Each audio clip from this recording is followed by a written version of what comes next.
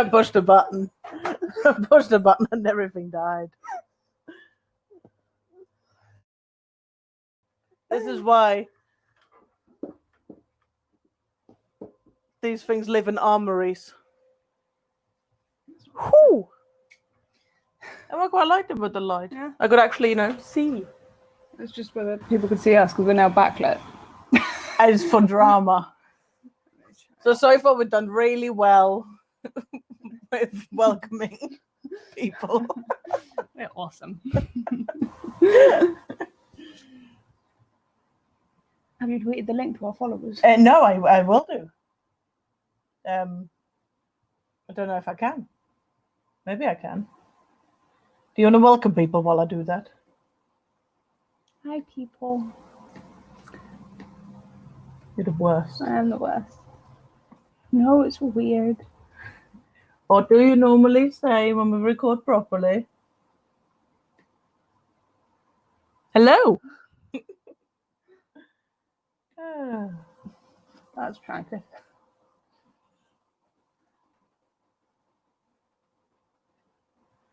Right, okay, I've tweeted the link. Okay, cool. We are here. It is happening. For anyone listening at home, hello and welcome to Destiny and Chicken. My name's Michelle. And I'm Ruth. You are Ruth. I am. Well done, you. And we'll be answering 30 questions about Merlin today. 30 questions about Merlin that once again start with seasons. And I don't know why we did that. Because we made those questions up ourselves. What would you have started with? I don't know. It's just we did it last time with Buffy. And it just seemed such a weird, loaded first question. It was just like, I don't know. I thought it was the obvious first question. Well, that's probably why we put it in that order, but I just didn't. It just doesn't seem obvious in hindsight.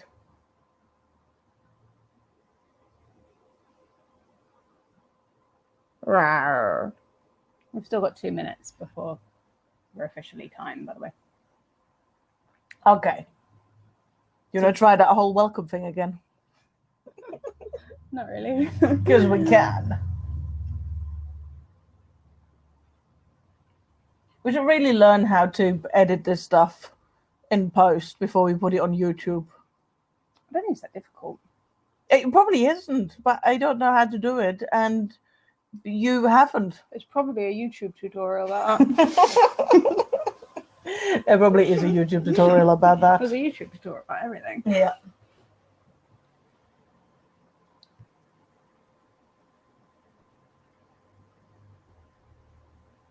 All right, we have 1 more minute. We've got Get people to arrive. Friends, that's nice. Hello, people, friends. Did you expect to have some non-people friends? I don't know. Did you expect the cat to be watching? I don't judge. Everybody's welcome. Could we get a quick sound off from our people friends on whether the sound is okay? Can you hear us? Also, does the comment section work? Because last week there was apparently huge issues with the comment section. So I don't know whether that's still the case. Last week? Yeah. Well, week before last there was issues, and then last week there seemed to be a kind of comment and then a massive lagging. Oh, okay. Comment section works. I can hear us. Hello. Thank you. Apologies for anyone who was here earlier when the set fell apart.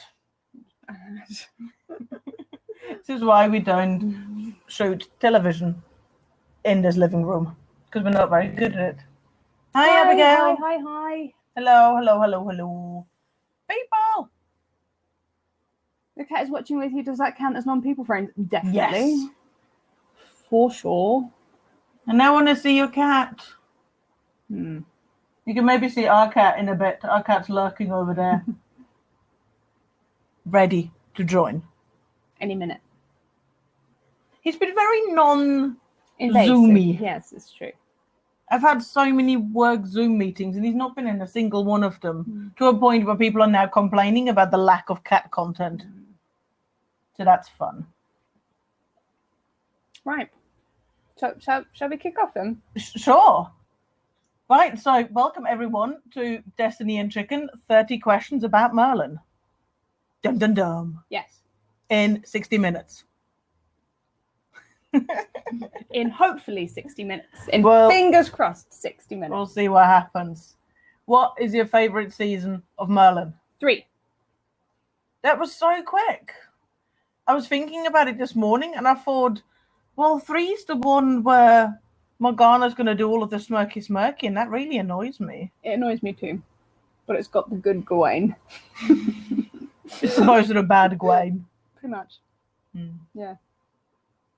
He is the good Gwaine. I like 5. It's got the end of season 3 so good. The end of season 3 is so good, but So 5 has good. got all of the Arthurian legend things. Yeah, but it's yeah. And then Christmas. Yeah.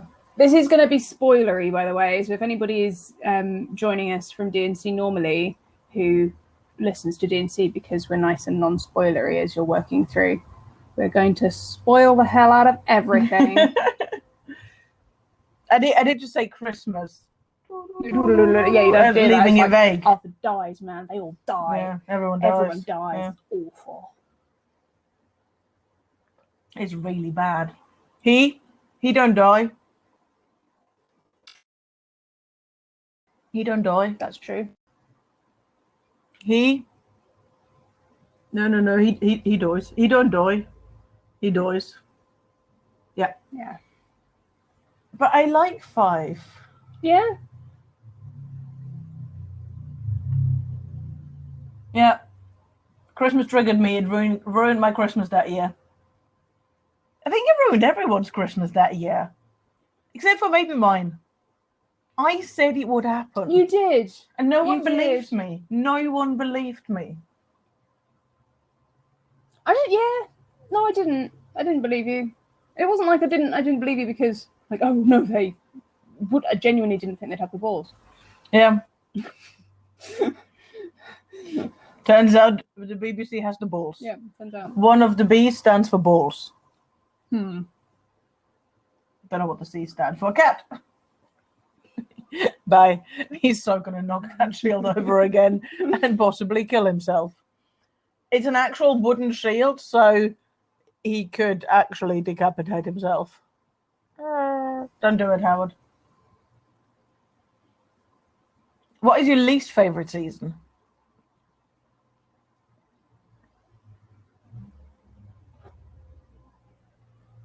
Don't know. 2 frustrates me quite a lot. There's quite a lot about 2 that frustrates me. But the dragon bit's so good. And Merlin's dad is so good. I also like 2 less, having gone through it in close inspection than before. I like season 1 more. I like season 2 less. Yeah. You always do that. I know. I'm sorry. And then she tries and ruins it for the rest of us. I don't try and ruin anything. You're all entitled to your own opinions. I encourage you to have them. And we do. Mm. Yeah. I'm not sure I can pick a least favorite season. Like there's bits that annoy me, but like literally this is what I was thinking this morning. Like the smirky evil Morgana drives me insane. Yeah. But season 3 is good. Yeah. 5 has issues for me as well. There's some really good stuff, and the kind of drama, acting, all of that stuff really picks up in the later seasons. But season 5 is kind of the point at which it became clear that they weren't going to follow through. Going to quite go as I wanted them to. I also hate Smirky Morgana. What's up with that? No one knows. No one knows. I fear what's up with that is, again, pandering to the young audience of this family television show. Pantomime. And, yeah. Don't patronize children. They're not that dumb. Don't patronize children, but also I think they had a bit of an issue with where they started Katie McGrath's performance and where they transitioned to. Like, I think there were just issues in kind of the escalation of it for her performance, which were quite difficult, which meant I think that she either felt or ended up being hammier than she might have been otherwise, because they started her in quite a smirky place to begin with. Yeah. And then you just had to ramp it up. And if you'd started somewhere sort of sweeter, then you could have done a slightly more gradual transition and things might not have fallen off into pantomime quite so quickly. Abigail says it's a beautiful smirk though. Well, she's a beautiful woman. It's a smirk on a beautiful face. That's no one's questioning that. There are episodes in seasons that I don't like as much, but I tend to like the seasons overall. Yeah, that's kind of my thing, is like I remember episodes that I don't like and I remember storylines that I don't like. But that doesn't mean that I don't like the season. Yeah. So I find the worst season quite hard. I'm sticking with 2. Better Scenes of the Father. Well, there's like lots of good stuff in it. I'm not saying it's like never watch season 2 again. Just, you know, so many good things. I was asked for my least favourite season. I'm going with 2. I wish you wouldn't. I wish you just gave up on the questions. What's your favourite episode? So this is where I'm really, really bad at Merlin episodes, just generally. My head's all full up with episodes of other things, and it means that I can't remember what episode of Merlin is which. Okay. Most of the time. Which bit of Merlin is your favourite bit? And then between us and our lovely viewers, we'll try and work out the episode for you. It's not that so much. It's like, I think it's just, everything just seems to run in together for me. Okay. So there's like things that, like, I love the Fisher King episode. That's some of my favourite Merlin stuff. Season 3. And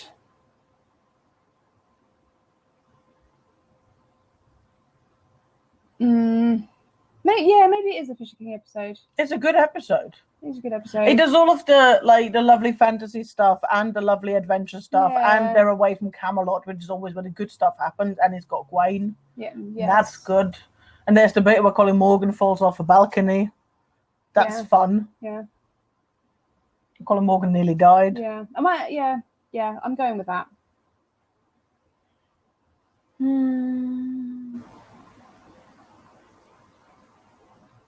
I like the round table moment. The round table moment is really, really good. And I like the sword in a stone moment. I like that less. No, it's so good. There's good stuff about it. There's good stuff about it. There's also so good. Fall off a cliff things about it. So good. Servant of Two Masters, season 3, episode 13, with Assassin Merlin. I was going to say, like, those are separate. These are all. There's a list of good episodes. Donkey Arthur's the best Arthur. No. Best Arthur. No, I'm going to categorically say that's incorrect. Here's this beautiful, complicated, deep, interesting character. He is not at his best when he's a donkey. When he's been turned into a donkey. That is not. Okay. No. But it's such beautiful acting of Bradley James. He studied donkeys and then he did a perfect donkey, and I love him. He did, and I appreciate the commitment to the gag. Yeah. But it is a gag. It's a donkey. Yes. Yeah. Yeah. It's a good donkey.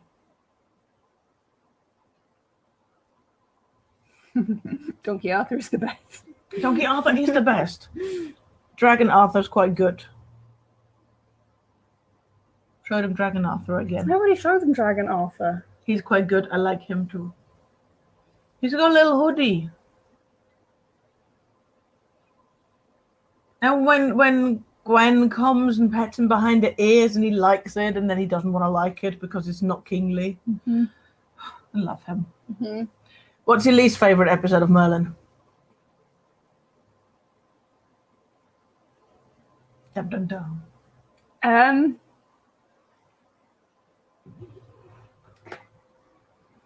I'm very fidgety today. You are. You keep disappearing from I'm very screen. uncomfortable on this sofa. Okay. I am not a fan of the Goblin episode. Yep. Not a fan. Is it because of all of the farting jokes? It partly, yeah. I haven't watched that one in a long time because it's not one I regularly rewatch, and we haven't got there for D&C yet. No, like I can't remember because this is the problem. Like Donkey Arthur is the best, but the actual episode is kind of the worst. But I can't remember whether the Goblin episode is better or worse than the Troll. I can't remember either. Those do stick out in my memory though as bad Merlin The alien episodes. one. Alien one. Yeah. Season 5 where there's an alien in a cave. Oh, the Lamia episode. Alien. Yeah, that one's not good either. It's pretty bad. Abigail's waiting for a remedy to cure all ills. That one's not good either. At least the Lamia one does, like, I appreciate the stretching of Aditomo and Tom's like role acting engagement. I appreciated giving them a little bit of a thing to do, even though the episode was not great. The alien was so bad. Yes. So bad. Yes, it was bad. Yes. Goblin is amazing, can't help but I love it. Fair enough. I mean, like, you know, glad. someone needs to enjoy it. It'd be really sad if everyone didn't like it. And yeah, he makes Donkey Arthur, so it's all good. What is your favorite Arthurian moment? The round table's pretty freaking good. Oh, it's so good. The round table really is. They all do the little speech, and then he gets to Merlin, and he says no, and Arthur doesn't listen to him, and I loved them. Yeah. So good. It's really pretty good. I still love Arthur pulling the sword out of the stone. It's a really good moment, and I really like there's actual genuine god rays going on, and it's kind of beautiful, and that's all good. And the acting is also full of pathos. Yes. No, everything is good and full of pathos, and all of that stuff is really, really strong and really powerful. I guess it's more for me just because I mentioned not being a huge fan of it earlier. It's less the moment and more like the context that it comes in. Yeah, I quite like their little amble through the woods and Merlin's little story. Yeah, I like that I think like the too. lead-in's really sweet. I think it's just because it's so tied up in the kind of bigger plot bits. The nonsense that happens around that time of the season that I feel like they kind of sold out the moment. It's like this is what, you know, this is when you're doing this, like, yeah.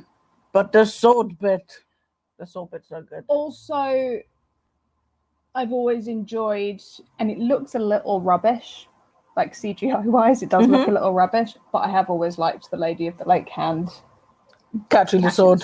Yeah. That makes me happy. Yeah. Also, I don't know whether it counts, but like Aethusa, I quite like that we do have a white dragon of Albion because it's part of the kind of the prophecies. And it doesn't that Merlin makes count as far as like Arthurian canon is concerned because they made it up. But Merlin does make prophecies about a white dragon to Uther in several of the legends. That, you know, that the white dragon and the dragon of Camelot, like all of that, it is kind of part of. I guess so. And he's very cute. Yes. And then they break him. Yeah. Yeah. So that's really sad. But up to the bit where he's born and Kilgara really likes him, that's nice. That bit's nice. What's the best death? Spoilers. Arthur dies. Does Arthur have the best death? I don't think so. I guess that's the question.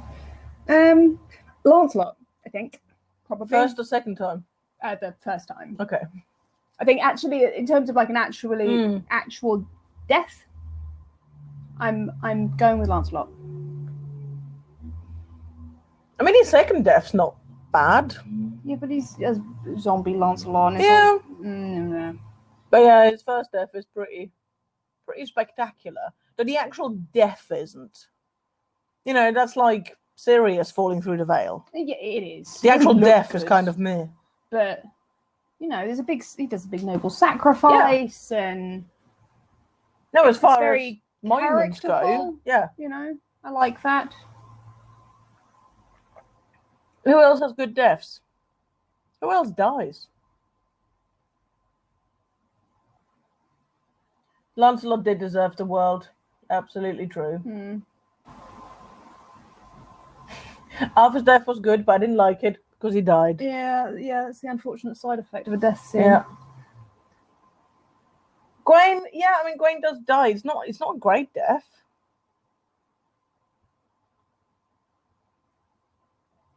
Kind of just happens. I didn't see that one coming. I didn't expect that one. Uther's, yeah, interesting contender. Honestly, Uther's death just makes me so frustrated. Like, it's another one of those moments where you just want to shake everyone on television because they're not talking about what actually just went on. And, like, yeah. Merlin didn't do it wrong. And Arthur shouldn't be left to think that Merlin did it wrong because Gaius is the worst. He is the worst. It's the worst. So, like, Uther's death is pretty good, but the entire everything surrounding his death, hi Cat again, drives me insane. Bradley's so good in that sequence, though. So good. So good. He's good in many sequences. What's your favorite set? Dum dum dum. Interesting question. I do really like Gaius's chambers. There's so much stuff going on. There's so much stuff. I really like the kind of variety of things. I like how sort of domestic it feels, whilst also feeling like it's legitimately a workspace. I like that you have different like levels going on. The texture of it's really nice. It feels like a bit of a home base, which I appreciate in a TV show. Well, it's also, I really understand Tony Head whenever he talks about that set and he says, like, there's so many, you walk in there, there's so much stuff to pick up and touch and act with and interact with. And that's, like, a huge deal for him as an actor because he doesn't like being static in stuff and not interacting with the room. And there's just, like, an endless possibility. But also for him, walking into that room going, oh, what are all of these things? You weird man with all of your stuff. Yeah. And being able to pick all of it up and go, oh, that's a peasant thing that I don't understand. It's quite cool. So I quite like that. I quite enjoy the main hall whenever they've got stuff. You know, when it's full of tables and full of food and candles and candelabras and banners and everything everywhere. Yeah. I always think that's pretty cool. Does Puzzlewood count as a set, even though it's a bit of forest? I mean, Puzzlewood is gorgeous. And I think it possibly counts as location, which we don't have a question for, so I think it can definitely count. Indeed. Favorite season finale? 3. Season 3. The Coming of Arthur. Yeah.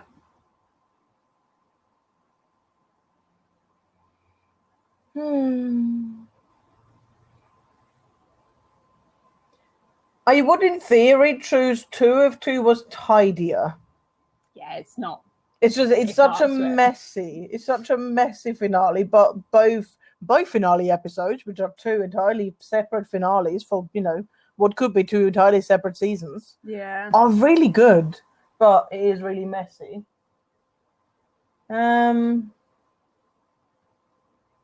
Yeah, I think you're probably right about a 3. Throw the sword in the stone. You can pick whatever you like. Yeah, but 3 is probably correct.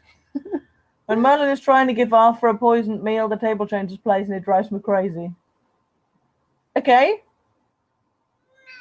Hi. This is clearly in the Servant of Two Masters episode. I think the thing about Arthur's room is that it's been used for literally like almost everything on the show. Yeah. Like there's a God, is it season 4 or season 5? I can't remember. At some point, Arthur's room is a tavern. Mm-hmm. It's just like, what? And you can tell because of the frames and, like, the kind of the things that you can't obviously change, even however you dress them up. So I do think quite often they just really suffered because they failed to put all the stuff back correctly. Yeah. It just didn't quite work. I'm okay with every season final except 5. Fair enough. We can all just ignore that 5 never happened. It's all fine. We live happily ever after. That's what fanfic is for. It's true. Favorite guest star?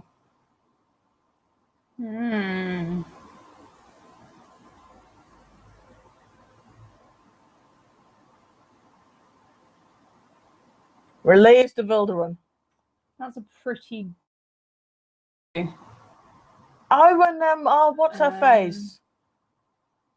Oh, what's her face? Mitzi. Mythian. Yeah, that one. Miffy. I like her. And Lady on the Moon. Lady on the Moon. Yeah, from Doctor Who. The Moon Lady. I mean, Moon Lady. When water is patient and he waits, and then everyone dies, and then she kills herself. Lindsay. The Queen. She plays Queen Summit. She's so fierce. This is literally Ruth's life. This is what I do to her all the time. That lady that was on the moon in another TV show that did stuff and then she committed suicide because the doctor did her bad. Yeah.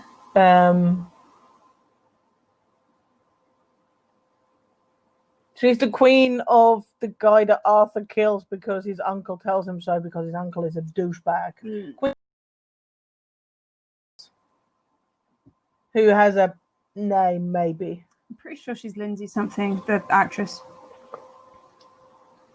I like her. She's really, really good. I clearly don't like her enough to remember her name. Also not helped by the fact that we haven't recorded those Queen episodes. Annis. Queen Annis, yes. She's so good.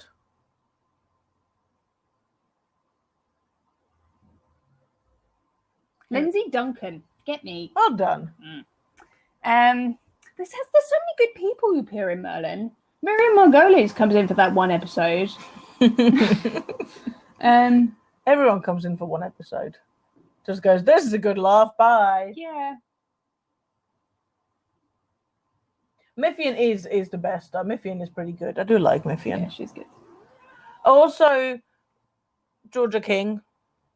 She was a laugh. And Georgia Moffat. She was also a laugh. Charles Dance was really good. Charles Dance was good. The episode was kind of meh, but Charles Dance was really good. Oi, Howard. So unhelpful. Sit down.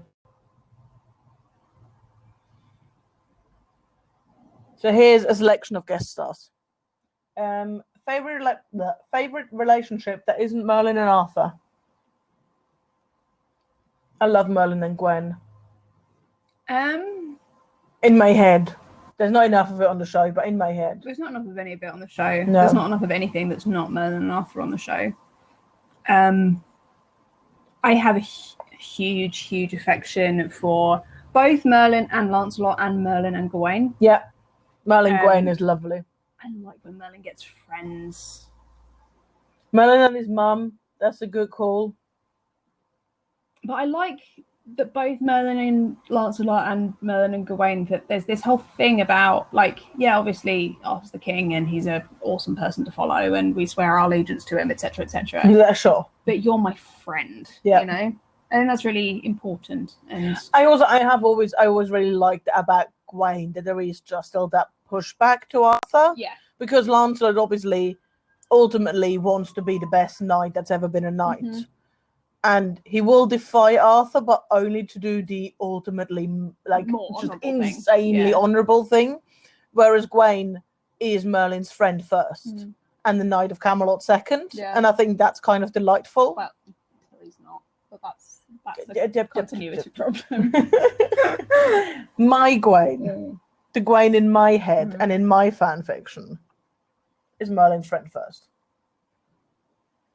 Favorite magical beast? Other than the dragon. Other than the dragon.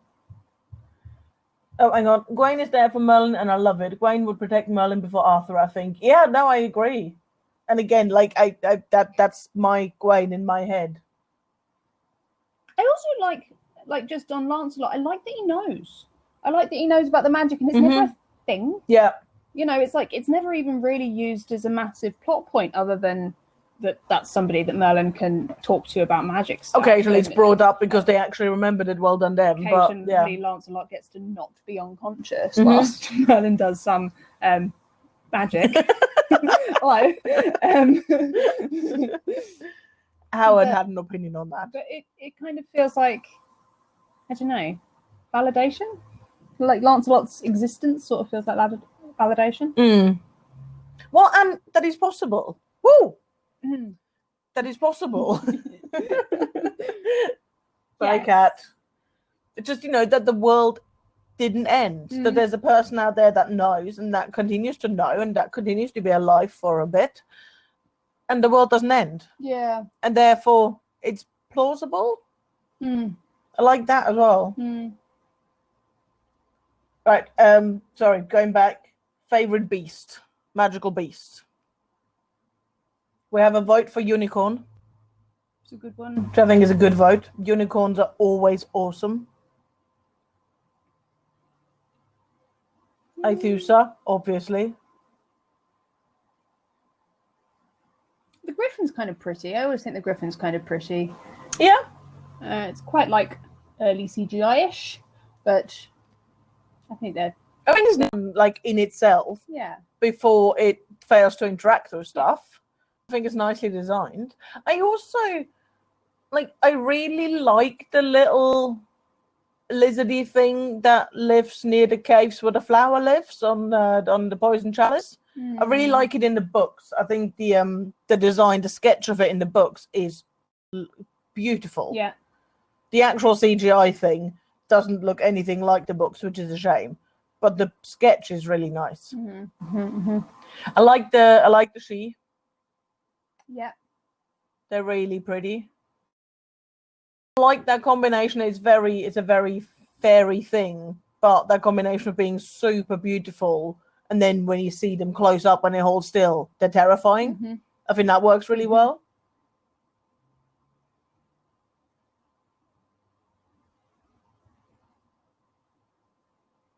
Is that the alien thing? Sorry, No, that's the fates people. There's the three. I think. Yeah. That make Merlin choose between having Arthur know about magic or something else, and then he yet again does the bad thing. It is the alien, yes. Okay. It was very glowy, the alien. I remember it to be very glowy.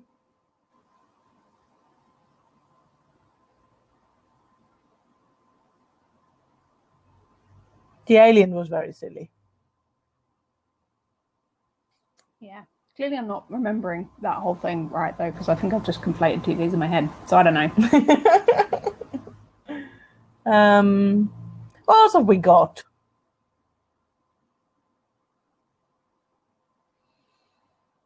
It's the magical boar? Or just the normal boar? Just a boar. The giant boar. It is huge. It is the oldie giant boar.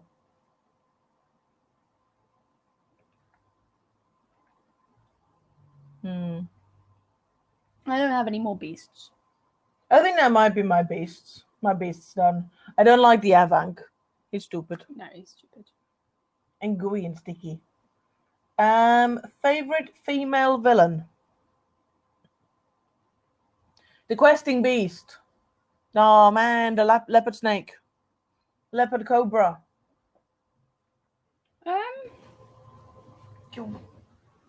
More goes, I guess. Before things go a bit wrong, pear-shaped with that whole thing. But I like Amelia Fox enormously. I think she has real nuance and gravitas, and she's not. Nimue is the other kind of. I really like Nimue. but I think so much of what she does doesn't make any sense. Like, not even a sort of notional sense. It's just kind of I don't understand what you're trying to do or why you're trying to do it. So it all kind of feels a little bit like fruitless. Yeah. And she does get a little bit like, curse you pesky kids towards the end of her run, you know, so I'm like, foiled again. Whereas I feel like Morgause is doing more like moving and shaking and like she's forging alliances. And there's stuff that she wants, there's big stuff that she wants that's kind of nothing really to do with Merlin or Arthur. Yes, I think she always feels so much more like she's actually got a purpose outside of just the people this television show is about. Right. Whereas and Nimue never quite did. And she was like trying to kill Merlin and Arthur for reasons that I was never entirely clear on. But I really like Michelle Ryan. Yeah, Michelle Ryan. Michelle Ryan's wonderful. It's like, you know, when she turns up in Doctor Who for that bus episode and she just doesn't work because you know she's going to have to disappear at the end of the episode because Michelle Ryan didn't want to be in a season of Doctor Who. But she's the best because I love her. Morgana, just because I love her hair, her evil hair. I love Morgana's evil hair. It's so much better than her good hair. I love it. I love it. It's all braided and tingly and a little bit dirty. I was just a little bit distracted by the whole, you went evil and disappeared into the wood and became a Vivienne Westwood model. We've all been there. Yeah. This is what we currently all going through. Eyeshadow. I mean, man. Yeah. This is like we all currently reassessing what our end of the world outfits actually look like. Yeah. Turns out it's pajamas and clogs. Not clogs. Crocs. All of my clogs have 8 pairs of giant wooden shoes. Which would help you to throw them at zombies. Yeah. A Gwen when she's evil. Yeah. I quite like the bit where, like, the whole Gwen exile stuff, and the bit where she's turned into a deer and then she nearly gets shot in the face. Like, all of that's really good. I was never hugely convinced. There is a problem where you have a character who goes evil for just a little bit, which is that they can't really do very much of anything because you're going to make him good again at some point, and unless you're really prepared to deal with the kind of like, and now Fallout. This character has to live with the consequences of their actions forever, which Merlin was never really up for, which is totally fine. It's like family drama. Evil really... Merlin, he could have been so good. Yeah, but he couldn't really do anything. So it was mostly, you know. He could have been good if they'd actually done a season's worth of that. Right. And then pulled it back. And then it would have been a really different show. Right. But, you know, you have Morgana go evil and she goes evil, you know, and there's no coming back from that. And so does her hair and her eyeshadow. Whereas, the Gwen Merlin thing was like... Who's your favourite male villain?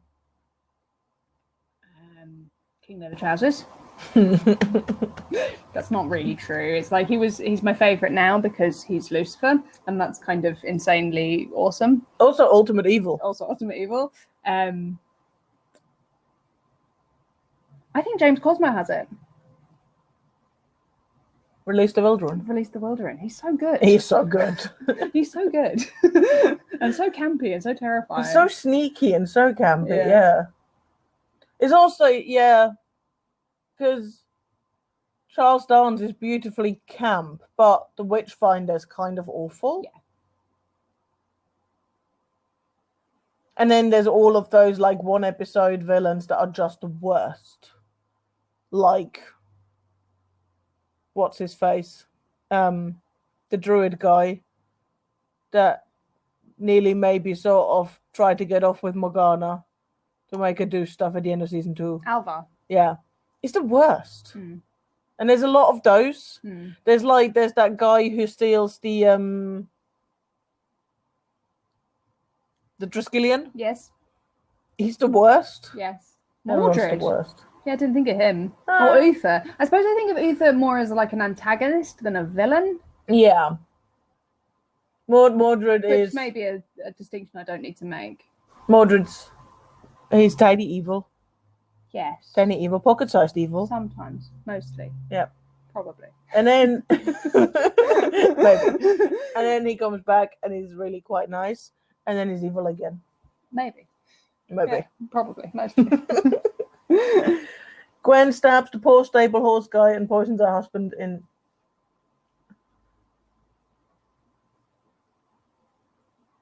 She does try to get Merlin executed. I mean, I'm not saying that Gwen isn't bad. It's just she's bad for a bit. Bad for a bit. Yes, Mordred is evil. He did kill Arthur.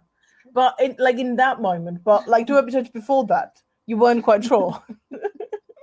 Maybe evil. Maybe not evil. Episode you like that everyone else hates. I quite like the finale. I'm sorry. Yeah, I know Arthur dies, but I like it. I don't hate that he dies. Yeah. I mean, I hate quite a lot of things that should have happened in the 12 episodes before his death. Yeah. Or the 25 episodes before his death. Like all the unfulfilled promises. Oh my God. But I think he needed to die. I think if you're going to finish it, if you're going to finish it there, then he needs to die. I think, I don't hate that he dies. I think it's quite powerful that he dies. And kind of the whole Arthurian thing is that he needs to be dead in order to be able to do the once and future king thing. Otherwise, he's just a king. Otherwise he's just a king. He's just a dude. Lived for a bit and then didn't. Which isn't sort of the grandiose legend thing. So there was just huge amounts of the season 4-5 overall arc. The choices they made were just so questionable. But yeah, I have a lot of questions about all of the unfulfilled promises, not about the end. Yeah.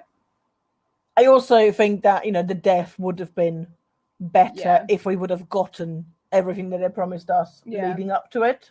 I didn't mind Arthur dying. I mind Merlin having to live forever, waiting, grieving, waiting possibly for destiny to be fulfilled after all. I mean, that makes me sad. But again, that's the legend. That's the story. That's how it goes. And kind of part of what gives the Arthurian story teeth is that it's not happy. It's not. It's not sweet. And it's not simple. I never thought that BBC Merlin would have the pure brass ones to finish it in that sort of Arthurian way. Like, I never thought they'd do it. That's what the other B stands for. So kind of I always kind of admired the way they finished things out. No, I completely agree.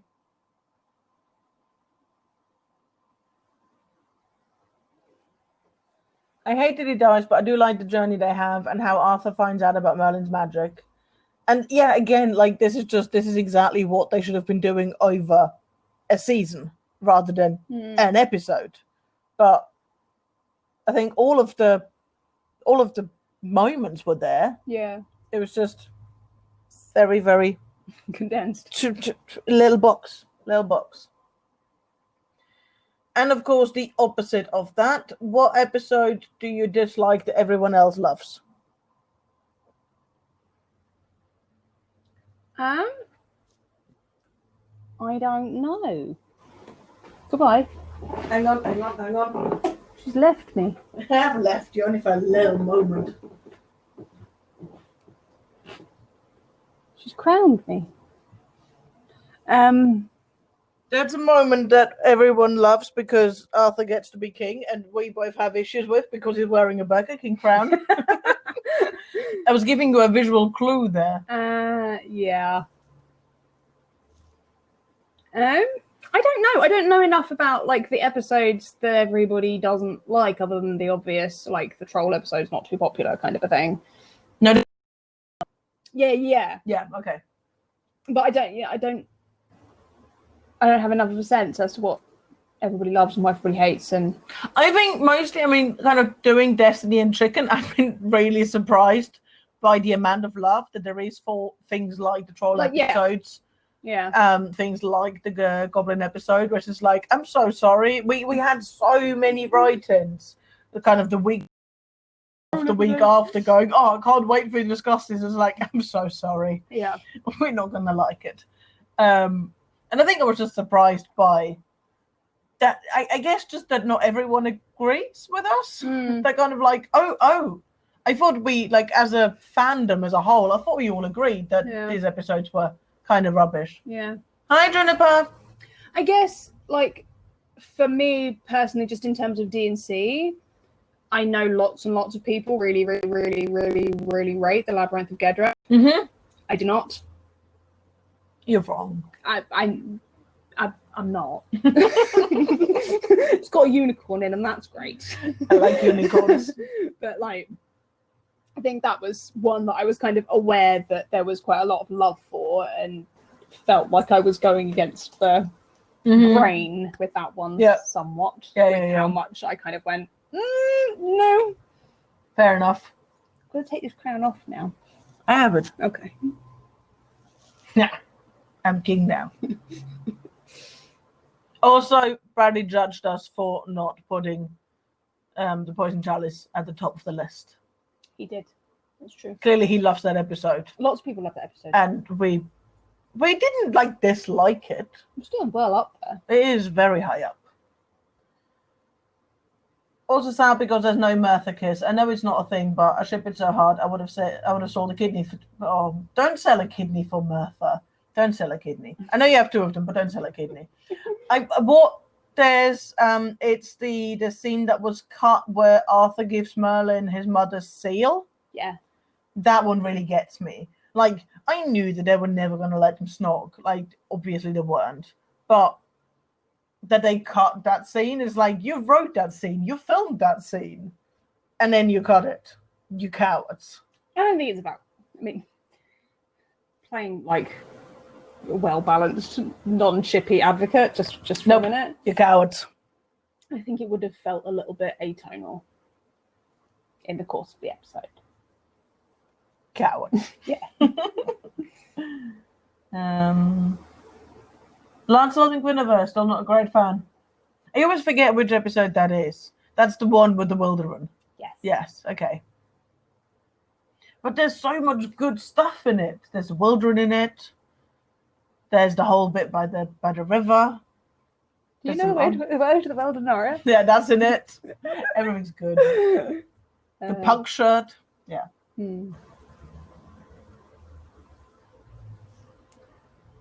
What's next? Character you relate to the most? Gwen, probably. Mm-hmm. It's quite a boring answer, I guess, but I really like. It's such a heightened thing that kind of I don't really. They're all like literally characters of myth, and that's sort of part of the point. And obviously there's like a big thing about Merlin himself being a bit of a vehicle for the audience to understand the madness of the world that he's entered, but I've never related to Merlin on a personal basis. Like, I empathize with him. Yeah. I like him, but I don't. His decisions would not be my decisions in the situation that he finds himself in. Whereas I think Gwen largely makes decisions that I sort of go, yeah, no, I can totally see why you did that, how you got there. No, I think that's fair. So not Gaius then? No. I do think I'd make a better court physician than Gaius would.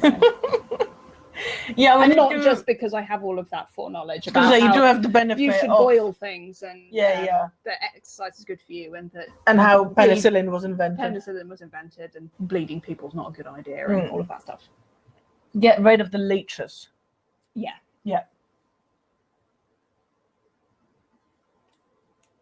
Are you going to say that you most relate to the goblin? I wasn't going to say that. Though if I had the ability to turn people into donkey versions of themselves, I would do it all the time. I believe it. Yeah. Everyone would have ears all the time and life would be the best. Howard has ears all the time. His life is the best. You have ears all the It's time. true, but mine are really boring. Look at them. Look at them. They're so boring. I don't know. Who do I relate to the most? Arthur. He's like Jace. Yeah. Everything is his fault. Straight up. Like, no question in my mind about who you relate to. Overblown sense of responsibility, enormous guilt complex about pretty much everything, loaded relationship with your parents. No question. I'm also a broken blonde boy. Yeah. That's why I liked him. Yep. Yeah. Sigh. Character who didn't get enough screen time. Aethusa before he was broken. I loved him. Gwen. Yeah. Really, really interesting introduction, really interesting character beats. In the first season he appeared in, and then he just falls off the page. Yeah. Like Gwen could totally do with more time, more development, but I do think that she gets stuff throughout. Whereas like Gawain came in and was like my favorite thing that like ever been on television, amazing. and then he came back and it was like they just delete his entire personality. It was like Gawain came in and he was just the best, and it's like he had to leave because he was so good. You couldn't have him on screen because he was just gonna, take over the show. Yeah. And that's a shame. But I think literally anyone who was going to be friends with Merlin, I think Merlin needed more friends, and he should have had more friendships on screen. Percival. Morgana, when she was transitioning from pre to post end of season 2. Yes. Yep, absolutely. Yeah. Absolutely. Yes to Percival because I know in retrospect what Tom Hopper is capable of, and did they not even a little bit tap it? But as Tom Hopper says himself, it's not like he ever had a performance in Merlin. No, he's just really there to be arms. Yeah. They're very nice arms, but turns out Tom Hopper, much more than just a pretty pair of arms. Really, really good. Watch Black Sails, everyone. You haven't said that in at least a week, because that's how long it's been since we were last here. True. Drink. Drink. Do I now have to drink every time you say the words Black Sails? Yeah. Well, I'm gonna die in a week. Who else? I do think absolutely Gawain and Gwen. Anything that would have given Morgana more of an actual arc. I was sad when we lost Uther, but equally, of course, we had to lose Uther because otherwise Arthur can't do the kingly thing. Yeah. Arthur can't get his Burger King moment. Yeah. What's your favorite line of Merlin ever? Please, everyone, feel free to write in your favorite line. Give Ruth some inspiration. You answer. I'm gonna. You're gonna Google. Are you gonna Google favorite Merlin lines? My favorite line is the bit where Merlin goes, "Who do you think you are, the king?" And Arthur goes, "No, I'm his son, Arthur." And he snarls it, and there's like the little teeth, and it makes me really happy. And it's the way he says it, and it's so good. King must look kingly. I think Arthur being king needed more screen time, not just one season. Yeah, absolutely. I mean, it literally, this is the thing. This is like the crux of actual Merlin, like the show. What the hell? Like all of those things you promised us that King Arthur was going to do once he was king, and that Merlin and Arthur were going to do together once Arthur was king. What the hell?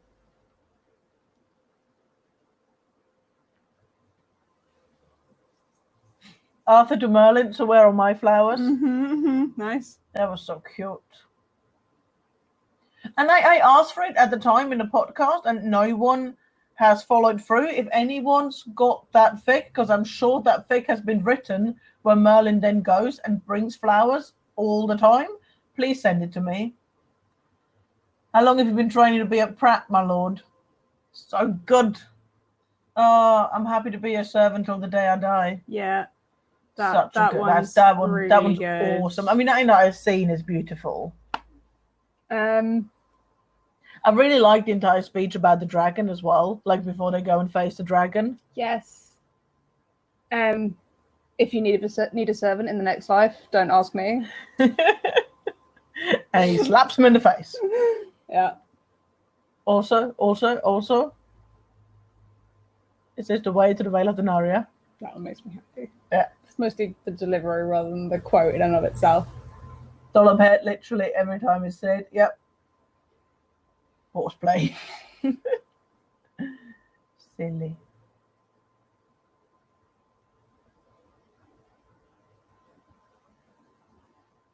But yeah, I love when Arthur says, "I'm his son, Arthur." I know you do. I love it so much. I know you do. It's rat, isn't it? Yeah, I mean the delivery of that is great.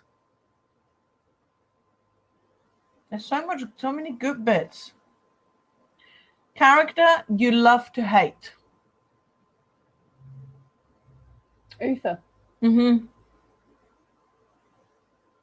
I think Uther's the ultimate answer because there's a lot of characters that the show kind of wants you to love to hate, but they just straight up suck. Or frustrating.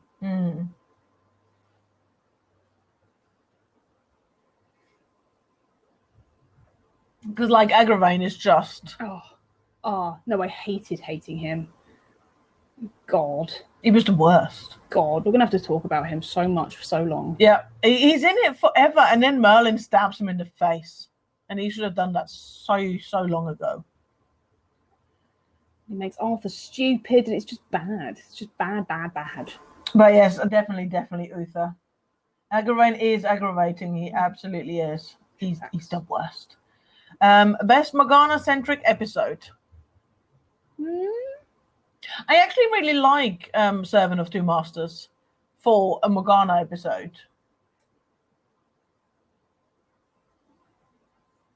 I think it's a good try.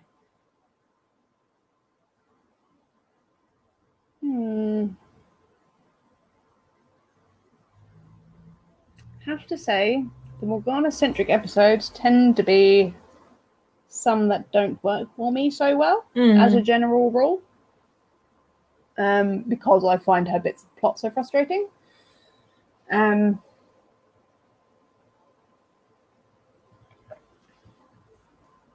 guess what's a really good Morgana bit that what you like? Because I think she's lovely in the Ealdor episode. She's lovely in the Ealdor episode, yes. I think we can call the Fires of Video Show as Morgana-centric, absolutely. There's some really good, powerful stuff, I think. At the end, I guess it's the end of season 4, when she's invaded the castle and she's got Uther. Is that the end of season 4 or is that end of season 3? Oh, when she's got Uther, like when she changes all the banners. That's the end of season 3, must be. And there's some really powerful stuff in there about her being just so angry with her father, which I think is where Morgana works best for me, rather than when she's trying to be the uber evil. When she's just... I think she doesn't do the sneaky villain thing very well. No. Whereas she does much better when she's got righteous anger. But it's an anger that I feel like she has a handle on. Like, I think the anger with her father feels so much more real, feels so much more truthful to me than her kind of anger at not being queen or the treatment of magic users or any of the kind of slightly more big, bold, grandiose issues that she takes up with Camelot as an entity. They always just ring a little hollow for me from her, whereas I totally buy that she's furious with her father. Yeah. Oh yeah. Rightly so. Totally makes sense. Best Gwen-centric episode.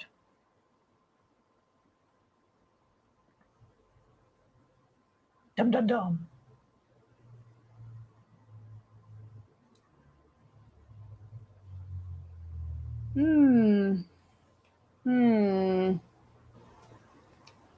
I can't remember which episode it is, but I do really love it when she's enchanted to cheat on Arthur or betray Arthur, get sent away. Like when she's in the Aldor, I think that's really lovely. Yeah. Once and Future Queen, yeah. I love Gwen in the Once and Future Queen. She's awesome in it. Gwen's gorgeous in the Once and Future Queen. She's really good. What's the episode where with Eliane, where they go off to? Oh, the tower. Yeah, she's super good in that episode. Isn't that the one with? What's her name? We are so bad at this game. The one with what's her name? The Castle of Firion. Castle of Firion. That doesn't even ring a bell as an episode of Merlin. Yeah. Yeah, it's the one before the Eye of the Phoenix and like, all of that stuff. Yeah, she's super good in that episode. We've also had a vote for the Queen of Hearts. Yeah. And yes, where Uther catches Gwen and Arthur kissing. That's such a lovely date. I like that date. Yes. And then Uther, and then oh god, everything goes wrong. Well, no, for a bit it doesn't go wrong because for a bit Uther's like, haha, we've all slept with servants. Yeah, that's true. And Arthur like falls for it and thinks that his father isn't a complete prick, and then turns out he is, and it's so sad. So sad. A best moment with the knights.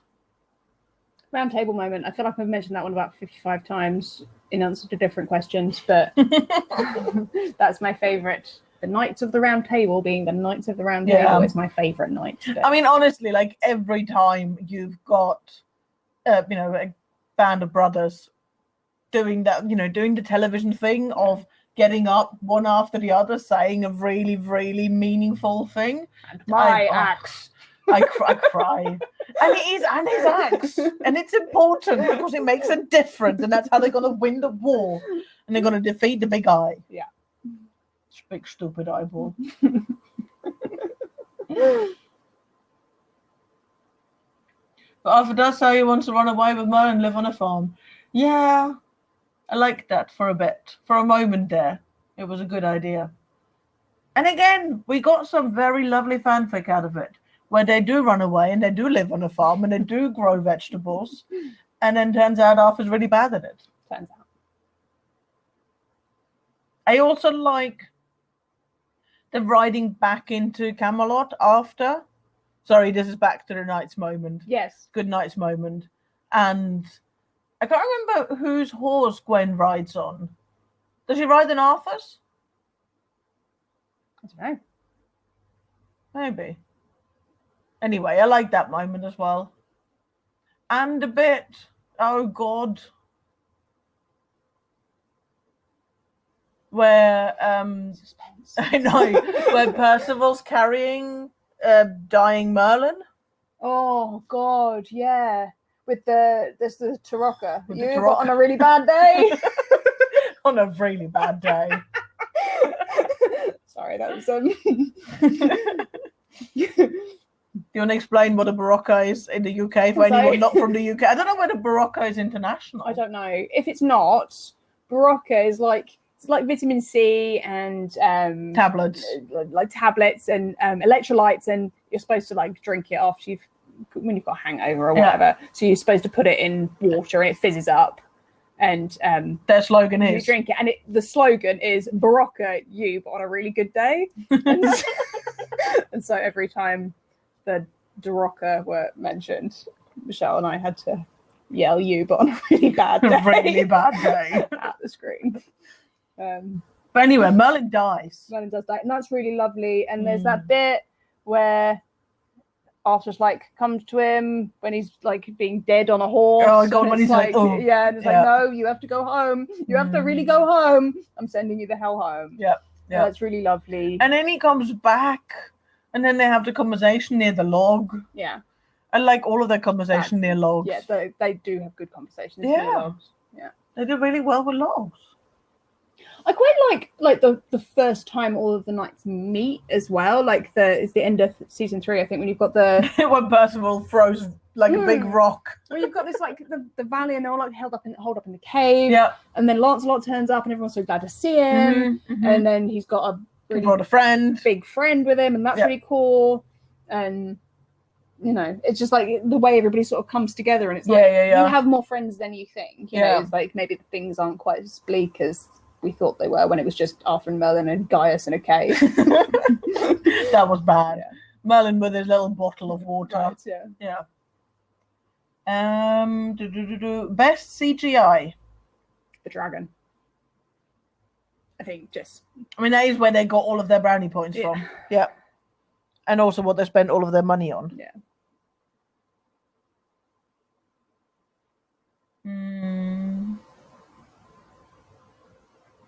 I think they do really well with the kind of when they mix CGI with makeup.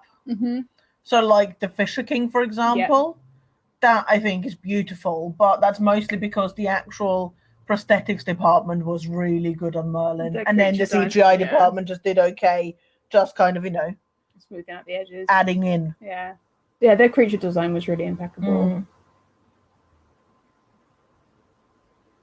They should have a show called Lock Talk. It could be like a breakfast show. It would have to be late night show, wouldn't it, though? Because you have to have the fire. They would. So 4 a.m. 4 a.m. on weekdays. It's like that radio. Log Talk. That radio show that no one listens to. Log Talk. It's going to be our next podcast. Log Talk. Where we just talk about everyday problems. Yeah. What's the worst CGI? Alien.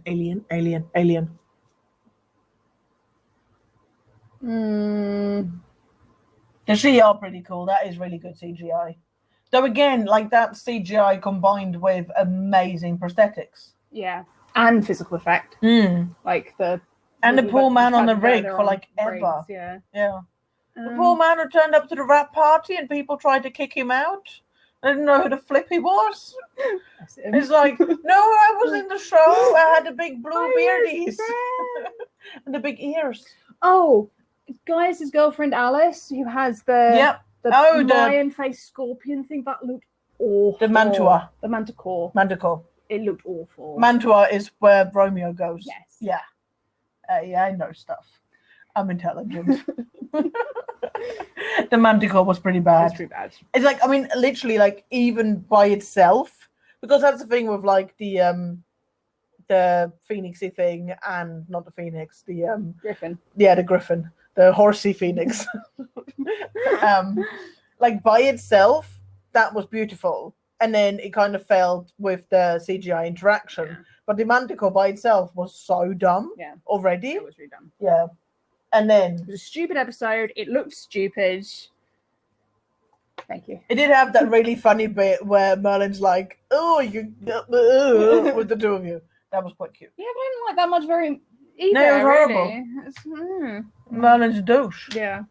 Actually, no, he wasn't like horrible about Alice. He was horrible when he thought that Gaius was going to kiss Gwen. Not Gwen. It was Gwen. You're old enough to be her grandfather. No, well, he was horrible there. No, the Georgia King episode with Miriam Margolis. Yes. But they were going to kiss. And he was like, "Oh, you're so gross. Because you're both old." That was awful. Yeah, the pixie. There you go. I nearly got it. But yes, I think the Manticore might be the worst CGI ever. That was bad. Favorite Mertha moment? All of them. All of them. All of them. At some point, when they have a conversation on a log. On a log. We will call it Log Talk. I just like any of those moments, really. It's like genuinely, like, because. Oh man, come on. Just hold me, please. Leave. Get out. Get out. Because they manage to do something different with those moments every time. Log Talk. the log talk or the like pre-battle, like, you know, we're both brave in our own way, arm punchy, we're blokes with feelings, those bits. They managed to do something different with them every single time, and they are blokes with feelings. Like my sort of where I sit on which one's my favourite varies a little bit depending on how I'm feeling. She just put orange juice in her tea mug, and I'm really distressed. I'm sorry, I just pulled such a face. You're not supposed to wrap me out to them. They couldn't tell. They were just going to think I'm still drinking tea.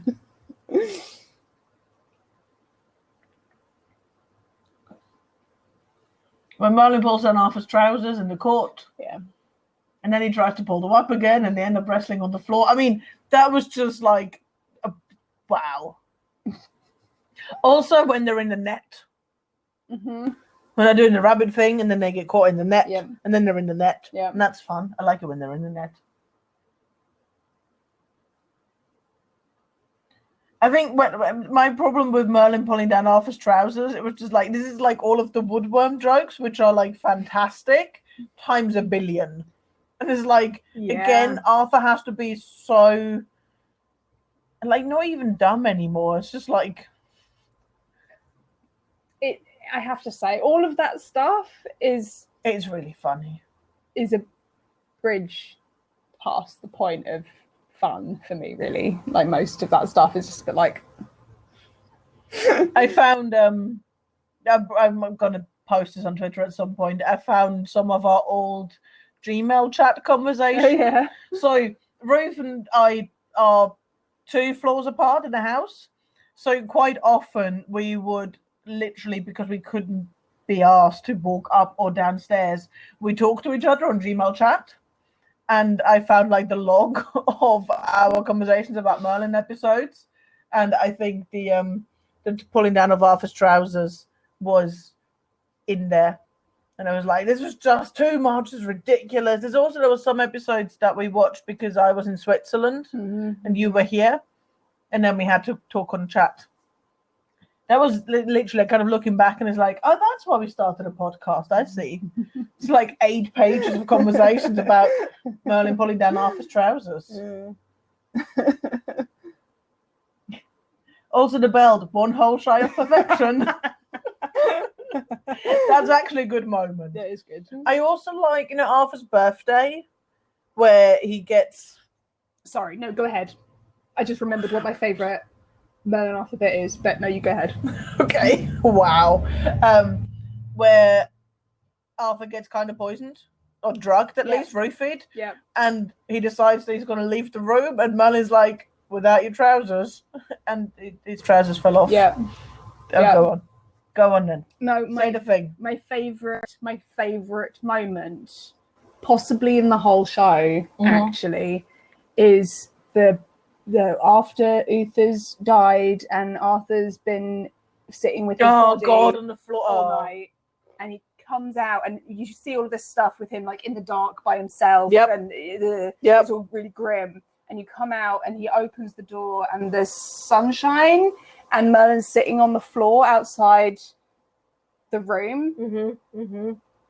And Arthur goes, "Have you been here all night?" And Merlin goes, "I didn't want you to feel you were on your own." And they go off and, I don't know, Arthur says something about food or something like that. But it's just so like... They go off and have sex. There's just such like beautiful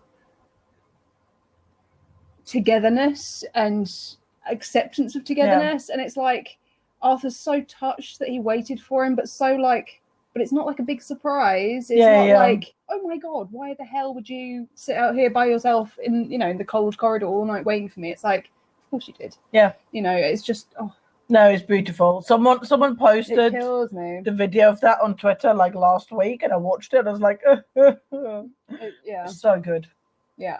So good. Funniest moment. I was going to say we're doing so well. We are totally on time, and I realised we're 10 minutes past. We've got 4 more questions. We did really well for a bit there. It's okay. Funniest moment.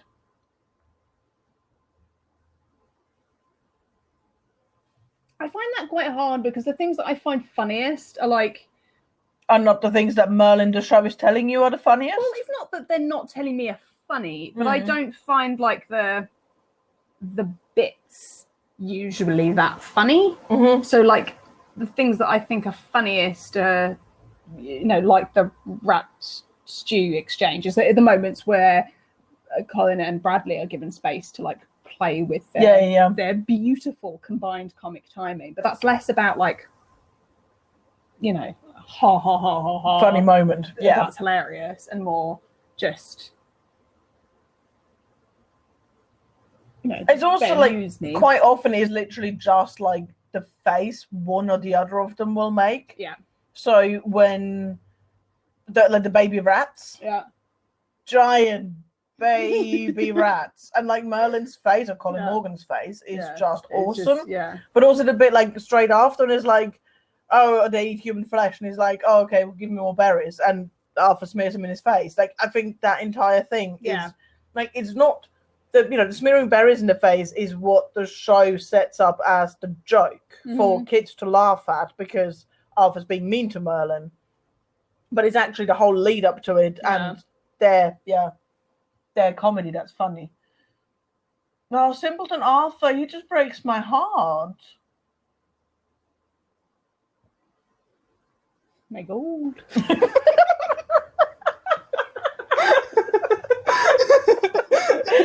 After that episode aired, genuinely, me and Ruth would walk around the world, just randomly just go, my God, and then crack up. And I would do it on like the tube, just general public transport at work. Make our own fun. And it was hilarious. It's just the funniest. When Merlin is trying to kill Arthur, is the only time I love the fact that Arthur still didn't know that Merlin had magic. Bunch of comedy there. It's when he's trying to kill him, when he's running at him with a sword and then knocks himself out on a post. Yeah. I mean, also that might be some of the only like proper slapstick that I enjoy. That I think is actually funny. Yeah. My God. Yeah. My God. Oh. And when he's hugging the tree, he loves the tree. He loves the tree.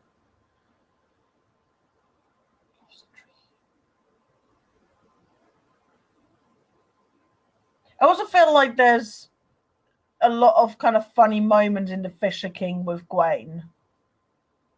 Like when Gwaine's trying to cross the bridge and his sword turns into a bunch of flowers and then he's being difficult about stuff. I don't remember any of that clearly enough to like remember it. Like I remember those things all happen.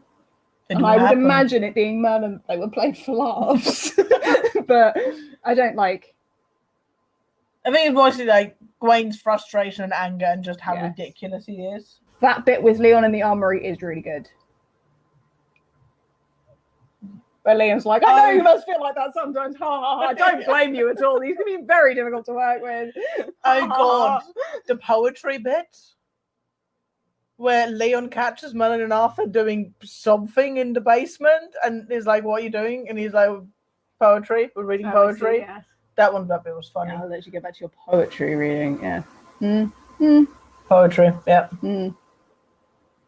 Also, like, this is mostly funny in the outtake, but the fisting gag. It's like, I'm sorry. I was putting on the glove, and you get the close up of the glove, and I know, surely they know. I hope so. What kind of fangirls are you if you don't know? That does make me laugh. And also now makes me laugh in episode because in my head it's just a blooper. Yeah. Contrast to that, favorite saddest moment. Same again, I guess. Arthur coming out from his watch over his father's body to find Merlin on the floor.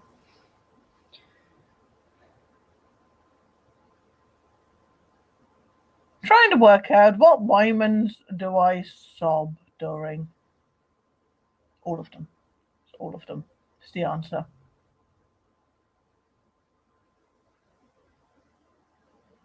Unhelpfully, my brain's just like, when Rose and the Doctor break up. Yeah, that's not in this show. But I do sob. You do, Yeah, yes. yeah. He's very sad. We all sob.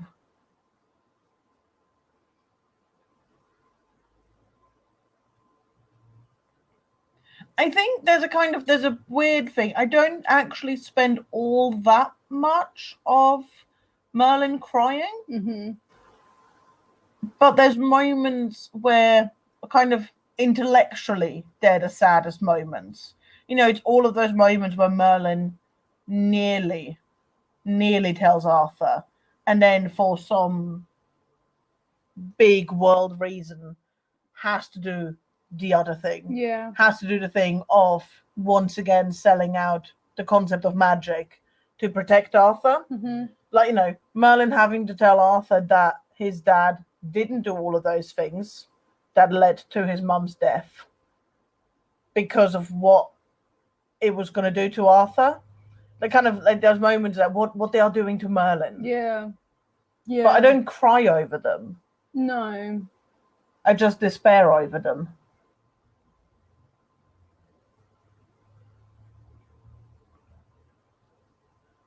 Yeah, saying to Merlin after Uther died that had now been reminded that magic can never be trusted. It's literally like those moments, absolutely. After telling Merlin he's the bravest man he's ever met, and says, I guess I was wrong. I cry so much it genuinely hurts my heart. I think it's just every time where, Arthur then has to go back on what he's finally learned about Merlin and what he's finally learned about magic and just any growth that he actually got. They're sad moments. They are. Question of the hour. Biggest missed opportunity. Actually delivering on the plot that you set up for the first 2 seasons? 3 seasons? King Arthur. 3.5 seasons? Uniting the lands of Albion. Bringing in the golden years of magic. Just doing any of the things that they set up. That would have been good. But what's the biggest one? I'm not going to specify any further. I wouldn't have had the destiny. An issue if they didn't get to all of them. But doing some of the things that they set up themselves. Nobody made them. Yeah. It's not like you wrote a show so many episodes and said, this is what we shall do. We shall do this. This is the story we are telling. And then at some point, kind of, you just sort of gave up on the whole notion of that being what you. It's like you ran out of time, and it's like, oh God, how are we going to do that in 3 episodes? We've only got 3 episodes left. It's like, well, you didn't a season ago. I was going to say, you didn't run out of time, did you? You ran out of contract. Well, yeah, but if you'd had. They knew when they went into season 5 that it was their last season. They knew that. Yep. They knew that. Yep. So, yes, Ash. After learning about Merlin's magic way earlier, I mean, I remember this is kind of the really weird head trippy thing that we watched Merlin live week by week, and I remember when we got to the moment of truth, and we thought it was going to be the moment of truth. I guess so. Yeah, I thought it. I mean, I don't think if I'd stopped to think about it, I would have thought it was. And that I'm not saying that to make me sound like, oh, I was so smart even when I was watching it live, But just I didn't stop to think about it. I fell for all of it.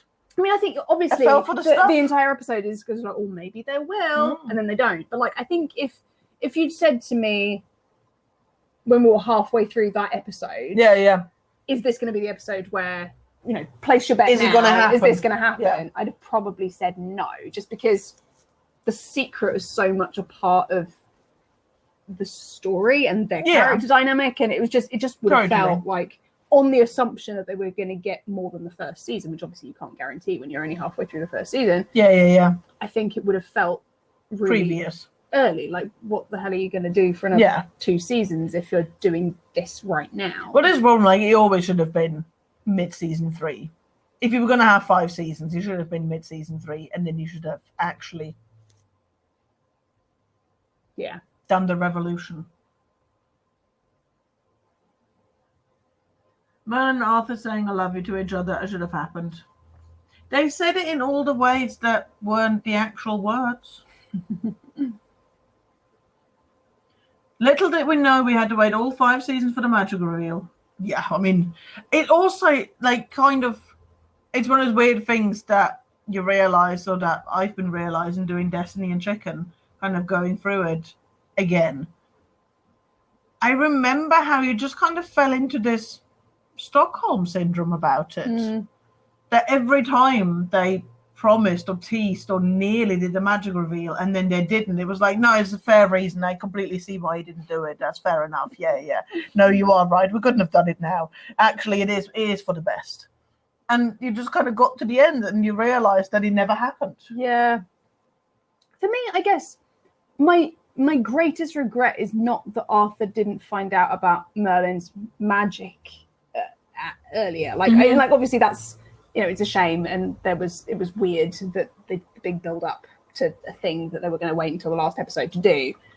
But for me, it's more about them failing to fulfill any of the narrative arcs that they set in place. And that's not so much about Arthur finding out about Merlin's magic as Arthur reconciling himself to magic as a concept. Yeah, totally. Like, I could have dealt with a storyline in which Arthur was there uniting lands of Albion, all of the magic users within United Land, and Merlin's still not telling him. I could have got on board with that, because that would have made it a character beat rather than just some weird, like, narrative washout. Well, there's always like, kind of, there's 6 different types of fanfic magic reveal and kind of fulfillment of all of that stuff that the show didn't do. And one of the things that always, I think, is most prominent and best beloved, I guess, is literally that Arthur's doing all of those things because of Merlin. Because of everything that Merlin's done for him, because of his love for Merlin, because of, like, all of the trial and tribulations that Merlin had to go through this entire time. Yeah. That he deserved. And I always quite liked Arthur getting to that point himself. Yeah. That, magic users don't not deserve to be killed because Merlin's a really good guy. Right. Yes. They deserve to not be killed, full stop. Yeah, what we don't want is for Arthur to get to a point where he's not racist because he's got loads of black friends. Like, that's not what we want. My uncle was gay. Exactly. Yeah. We want to get to a point where he's understood that human beings deserve human rights, and that should be, like, the most important thing. And the thing is, because he did, like, he united a bit of Albion, but it felt like he got there so many times only to have it reneged on. Yeah. That it's like, I'm not even sure that there's that much, like, learning or growth to do. He just needs to have the facts of his life told to him straight. Yeah. And that was the bit that I found kind of frustrating, was that Arthur was not about Merlin specifically, but Arthur was laboring under so much misinformation from every direction, from every angle. But how could he possibly get to a point where he could make any sound decisions about anything? Which is also why Agravain is the worst. Right. Because once you've gotten rid of Uther and you've got Arthur as king and Gaius has finally stopped being the worst, you're just bringing in this new character just so there's someone else who can lie to Arthur. Yeah. And it's the worst. It's just the worst. It is. No, it is. It's true. It is just the worst. Abigail said, I want to know what Arthur would have done if he wasn't dying on the floor at the time, because when Arthur's on the floor after it, Merlin tells him it looks like Arthur's trying to reach for his sword. Yeah, I mean, the actual, the way that obviously Merlin tells Arthur has always been a little bit of a cop-out, because he's dying. He's dying. Yeah. So what's he going to do? And there's only so much time, you can waste holding a grudge when you're dying. Yeah. I'm sure we're going to talk about that at length in 2021.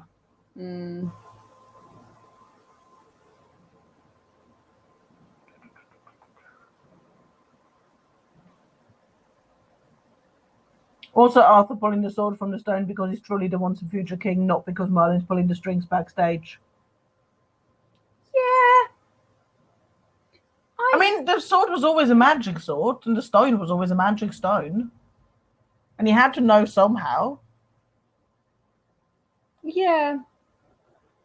I kind of, I don't see why the stone shouldn't know. The thing is that I don't, because of the way that Merlin sets up the legend as working, that pretty much Arthur's only the once and future king with Merlin's involvement. That otherwise he's just a king.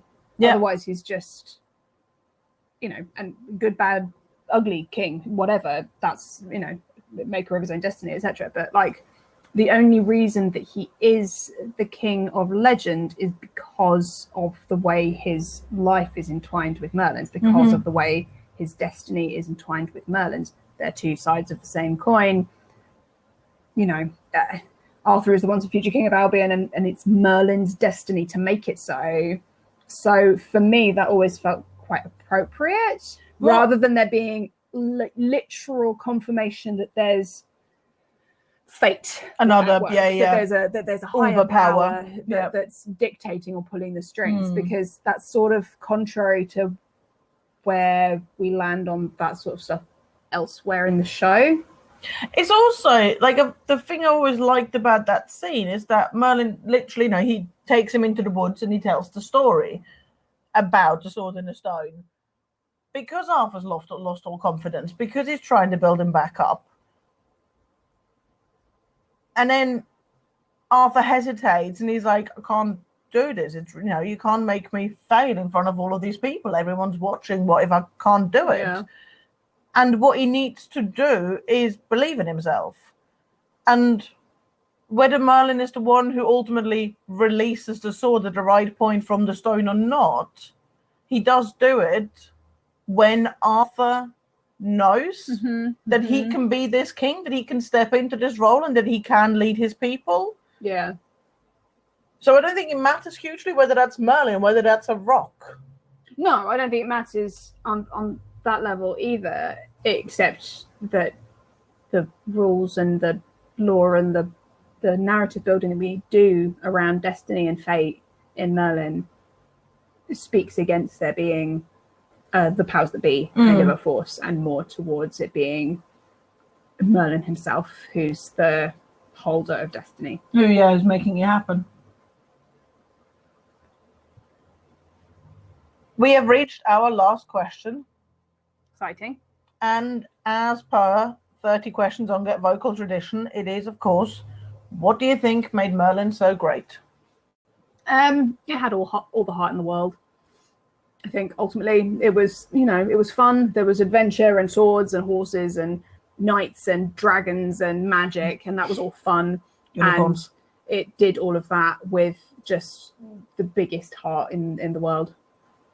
And unbelievable chemistry between the two leads.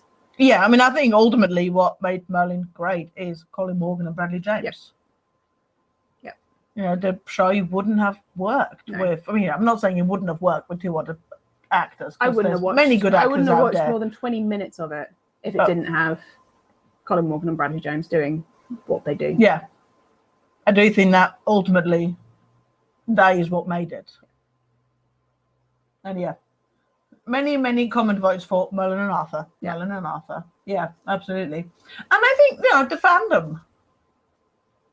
I think there was an awful lot of kind of what allowed the show to be quite so insane was the fact that it had this unbelievable fandom behind it. Yeah. 10 years on, it's still going. Yeah. Our anthology is being sent out, by the way. Oh, so I hear. Should be with us soon. Does anybody have any follow-up questions just whilst we're here? I'm gonna check Twitter. Spoiling everything about everything. Does anybody have? Just while we're here. Zone. They're on. This is a ruleless place.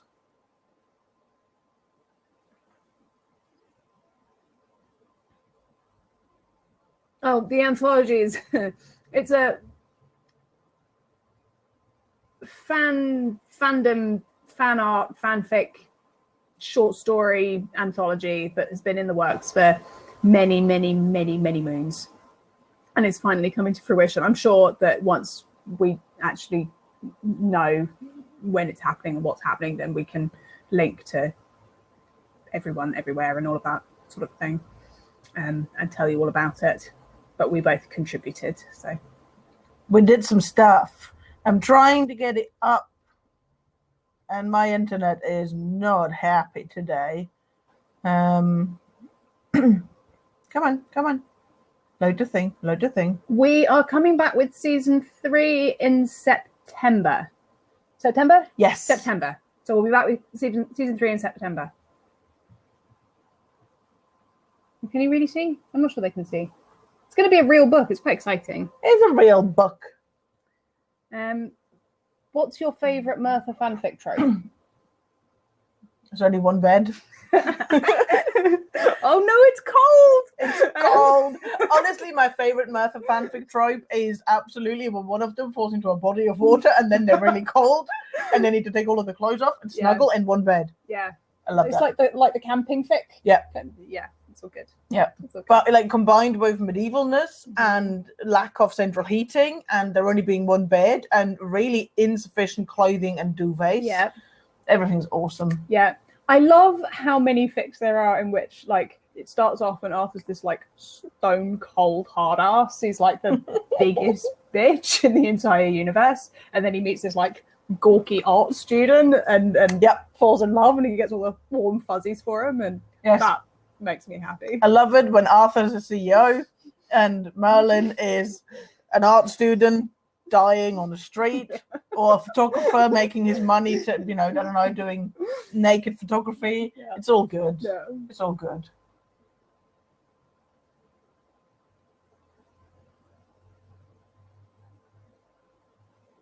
Anyone else got anything?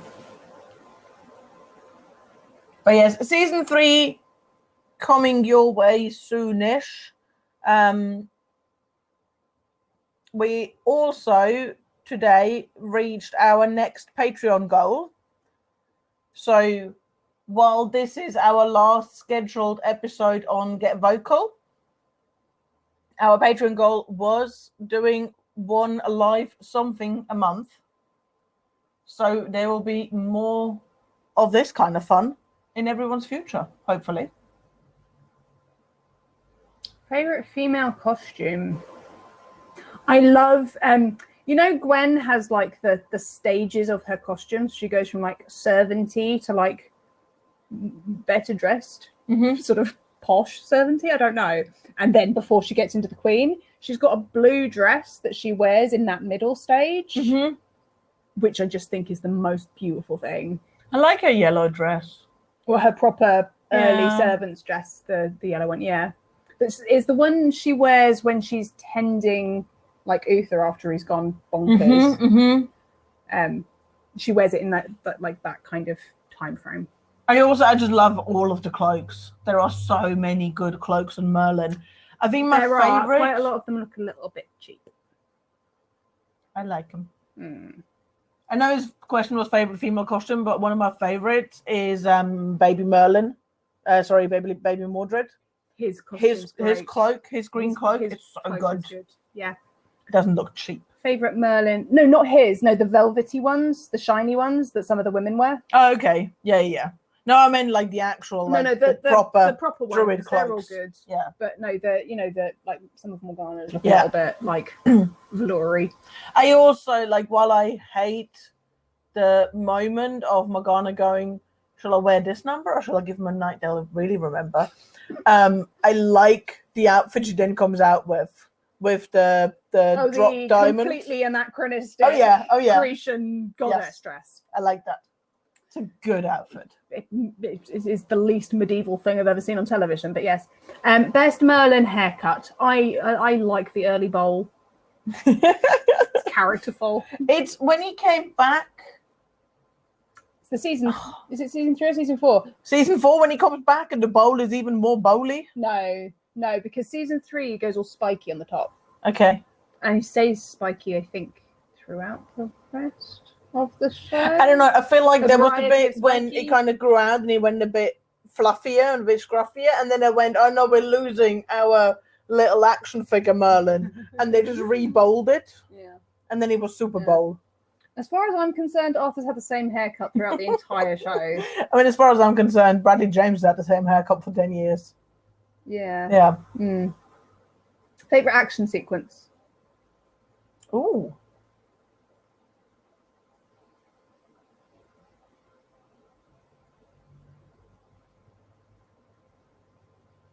I like when King Leather Trousers is trying to storm Camelot, and there's like the big, like massive army around everything, and the really awful CGI that should have been in the list. The really awful CGI skeleton Yes. Yeah. fights. Oh, So bad. Oh, it was so bad. But it it's was bad. like everyone tries really hard. Yeah. To make that a good action sequence. Yeah. Which bit is it where it's Gawain's first episode, I think, where there's the big fight and then he comes in at the end and Arthur's like, I know that fighting style anyway. Oh, with the sword trick. It's like, I love that. Yeah. That makes me really happy. Yeah, literally the bit where he puts his sword and then he goes, and then he flips it out of his hand. That's a good one. Happy. All of the jousting. I really like all of the jousting. I'm not sure that counts as an action sequence because they never joust for actual fighting. They don't. And it also, no, of course I don't. But it always makes me want to watch A Knight's Tale, which does, it has to be said, do jousting. Good jousting. Favorite Merlin being cheeky / sassy moment? I love it when Merlin gets a little cut and Arthur tears his shirt off so he can tie it up, and Merlin's like, I'm gonna have to mend that. You can't really beat. Where did you learn how to be a prat, my lord? It's so good. pretty classic. Early Merlin is the sassy Merlin. Yeah. He does, I don't know, does he get less sassy? I feel like he gets less sassy. Everything gets grimmer. And then his voice does the growl thing, and he can't be sassy with the growl. Oh yeah, there's that bit where Colin Morgan's voice broke. Or started smoking 40 cigs a day or something. It's one of the weird things that I remember about Colin Morgan. He did this, I don't know, it was like this short movie thing where he plays like an office admin and he has to like leave the office, go outside and smoke a cigarette. And I remember him talking about that being the most miserable experience. Maybe that was just before season 4. Because he smokes quite a lot in Parked. He does smoke quite a lot in Parked, and he does an okay job.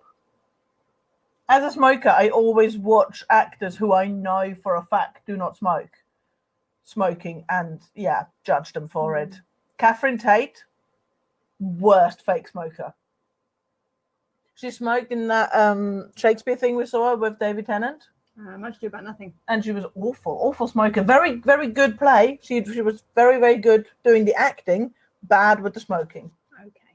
It's the people that do like wave the cigarette about for the entire speech so they don't have to smoke it.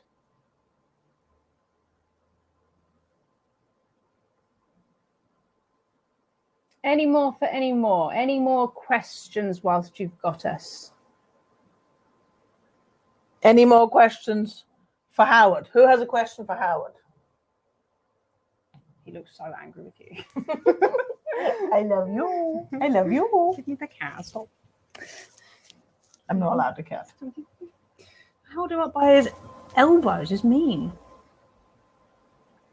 Because he's ginger and furry and adorable. And the bestest. I'm not allowed to cat. You can stroke the cat, you can scratch the cat, you can't hold the cat up by his armpits and dangle him over the computer. Mean. But that's how he's the cutest. And also in view. Yeah. Yeah.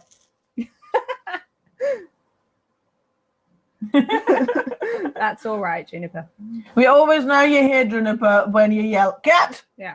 That's how we know. That's how we know you're here. Okay, well, if nobody has any more questions, we shall leave for the night.